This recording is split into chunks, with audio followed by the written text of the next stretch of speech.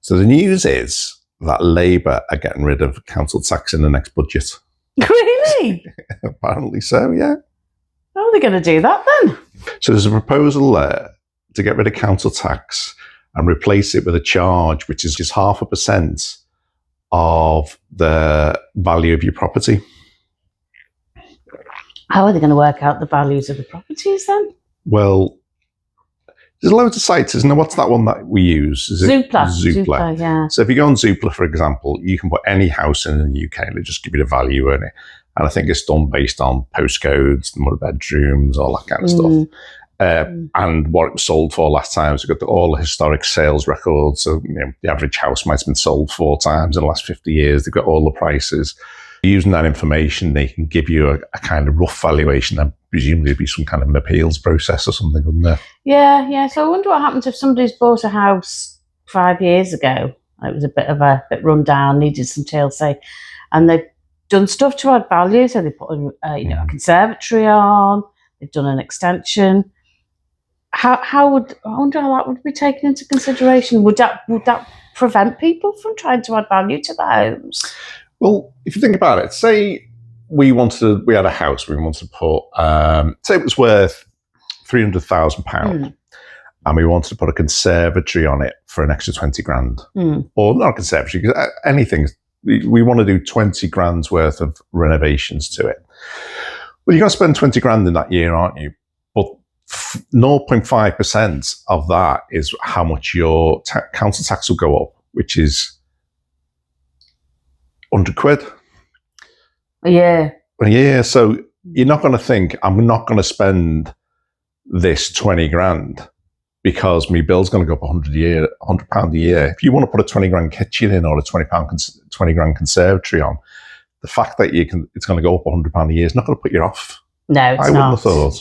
No, you're right. Yeah. Right. But do you remember who the last person was to fiddle with council tax? I certainly do. That was a long time ago. Have a guess when it was. When it was? Okay. Late 80s, because I was a student. Yeah. And I refused to pay. And I put... Pay what? It was the poll tax. Yeah. Or community charges, it was called, wasn't it? Yeah. I refused to pay, and my poor mum was having a heart attack. I paid it in the end, but a militant student. Where were you? You know where I was. I was at council working in housing benefits. So I was right in the middle of it all. So I was spending every day either on the public counter or on the telephones dealing with angry public who'd just been told that they needed to pay the poll tax back then. Obviously, this was 1989, wasn't it? We had all the poll tax riots, all that kind of stuff. So Maggie ended up getting thrown out because of that. Yeah. That was the end of Maggie. Poll tax was just that. That was done. She was done for. So does that put off a Labour government this time from fiddling with it again? I think not. I actually don't think this is such a bad idea, this one. And I'll tell you for why. So say your house is worth £200,000, then your your new whatever tax, your property tax, whatever it's going to be called, will be 0.5% of that. So 0.5% of that is £1,000 a year. Now, that house would typically be band C, band B. In most local authorities, it's going to be nearly double that. So effectively, if you're in a £200,000 house, you'll be almost halving your council tax. However, if you're in a £2 million house, it's not going to be £1,000 a year. It's going to be £10,000 a year, isn't it? It is, yeah. Whereas now, if you're in a £2 million house, you'd be paying £4,000 a year. So you'd be in a £2 million house, you'll be more than doubling what you pay. In a £200,000 house, you'll be halving what you pay. I'll stay in. Yeah. No, halving. Halving, Yeah. Right. So the average house price is, less than £300,000, isn't it, in the UK? So the vast majority of people will benefit from this, and the people that will end up paying more are the people in very, very large homes. Yeah, and the effect of that, what's the effect of that? When we think about our pension budgeting, there's things that we can look at saving money from and shaving off that monthly allowance, like, you know, Lidl instead of Waitrose. Look at your gas and your energy. Not that we've ever used Waitrose, by the way. I don't want people to think we shop at Waitrose. I wish we did. You know, you can shop around for energy prices. I know that that's all gone a bit astray over the last couple of years, but and you can shop for insurance, but you can't change. Well, look at holidays. You could go for a week in Middle. You could go to a fortnight in Dubai, couldn't you? Them things are within your control, whereas your council tax, unless you move house every other month when you need to change your budget, you can't do anything about it. Can't. So from a pension budgeting perspective, it will help us because this house, I did some quick numbers on it, we'll be saving about 30 quid a month under the 0.5% rule compared to what we pay now. That's good. Yeah. So that's quite good, isn't it? Yeah. Every little helps, doesn't it, when you... It does, yeah, it does. So are they going to do it, do you reckon?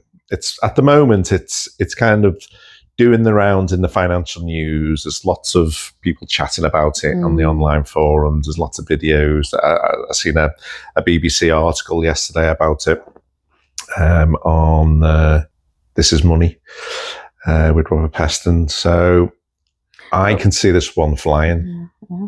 Well, 30th of October is the budget. Yeah. Maybe we'll know more, but I don't know how they'll introduce it. Yeah, interested to see. Well, I'm trying to remember when I was 20 and I was working in the poll tax. Basically, you got about a year's notice. I think so, yeah. I think, you know, it's probably going to be something that's at least 2026. Probably from April, something like that, yeah. So back in the days when I was there, so I did a bit of work in the rates department, and the rates department then became the community charge or poll tax, wasn't it? That was extremely unpopular. We had all the riots. Maggie got thrown out, and then we switched to council tax. And do you remember the big difference between community charge and council tax? Didn't everybody who was on the electoral register have to pay poll tax, whereas your council tax was homeowners? Homeowners, yeah. So council tax is based on the value of your property. Community charge, everyone had to pay, as you say, if you're over 18. You had to pay. You could get some benefits, couldn't you? But everyone had to pay something. Even the benefits were so, you know, even if it was like £1 a week. And what people really objected to back then was it made you forced you onto electoral register. Whereas, you know, it forced people. It made a lot of people come off the electoral register who were turning 18. I'm not registering because I've done poll tax, and they were the kind of people who voted Labour. So what was happening is a lot of natural young Labour voters weren't registering to vote, so they could avoid the poll tax. It was I missed that point. Political nightmare. Yeah. So let me think about who will this be bad for? Obviously, if you've got a big property, what about, say, you're a young professional and you're in the centre of London? You know, the property you're going to be in is going to be worth £500,000, isn't it? You might be just about to afford that. And at the moment, you're just affording to live in central London and work. And, you know, over half your money each week is going on your pension. Is going on your rent. Now that'll push you way over. You won't be able to stay there anymore. Is that a good thing? Because what it'll mean is people will move out of these really expensive London homes and into the suburbs, which will kind of balance out the prices a bit more, though. Yeah, it could do, couldn't it? Yeah, it's an interesting point as well. But overall, I think this could fly. Could be a good, sounds like a good suggestion. There's certainly not going to be people battling in the streets in London over this, because the vast majority of people in lower cost homes are going to benefit significantly, and those with £1 million plus properties, which is not as many as you'd think, tend to not be the people on the streets throwing bins at policemen, are they really? So I think this one could fly. Yeah, interesting. Yeah. So how do you think this affects pensioners then, particularly? Well, as I said before, I think from a budget perspective, it could be a good thing for us, sort of, you know, mid-range type pensioners, because our council tax can reduce. It'll help from a budgeting perspective. I don't know what they're going to do about, so people who live alone, for example, get 25% reduction, I guess. Is that still going to, I mean, and I know there's lots of people that live alone, but the vast majority, I would imagine, are people of pension Well, when age. you're looking at older pensions, that's not often the case, is it? You know, if you're talking pensions in their 80s, it's quite common for them to be widowed, really, at that age. What's the male name for widowed? It's the same thing. Yeah. So I think there is quite a lot of pensioners live on their own.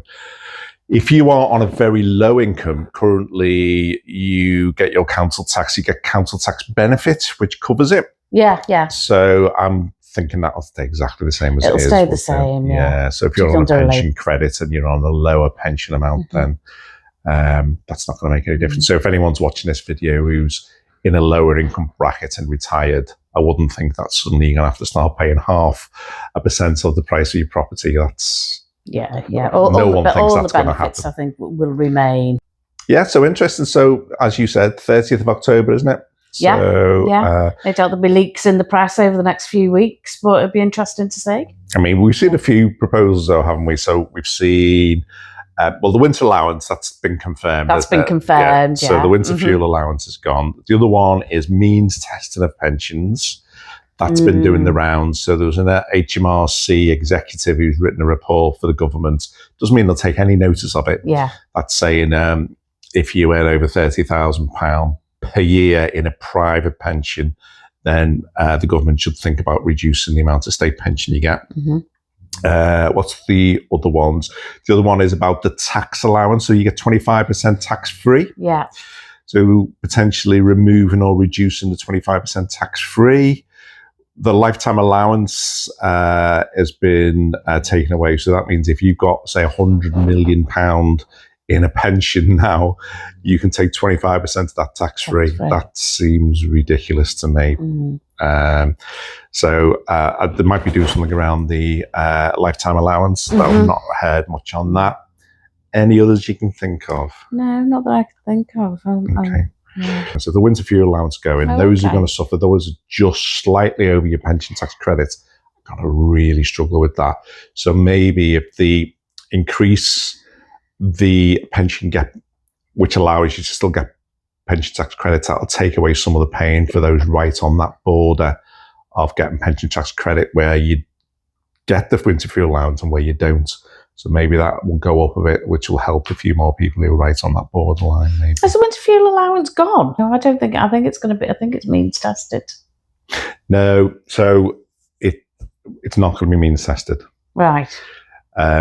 You know, I worked in benefits for years, and the cost of means testing a benefit is outrageous to the government payers. The number of staff you need to means test, and particularly for a lot of elderly pensioners, filling all them complex forms in and getting all your income together and all your bank statements and all that kind of. It's really painful for people to do. Really expensive to administer. So they haven't means tested. What they've done is just cut off. You get pension credit. You get winter fuel allowance. Right. Don't get pension credit. You don't get winter fuel allowance. Oh, okay. So that's why I'm saying they push that limit up so more people get pension credit than the people who are on that border between getting it and who are going to suffer most from losing the winter fuel allowance might. It reduce the number of people who really suffer around. Yeah. Okay. That's border. Good. Yeah. Okay. Yeah. Right, so that's the news. So thanks everyone for watching, and we'll catch you on the next one. Don't forget to give us a thumbs up if you enjoy watching the videos. And Tracy and I'll be back for the next one soon. See ya. Bye-bye.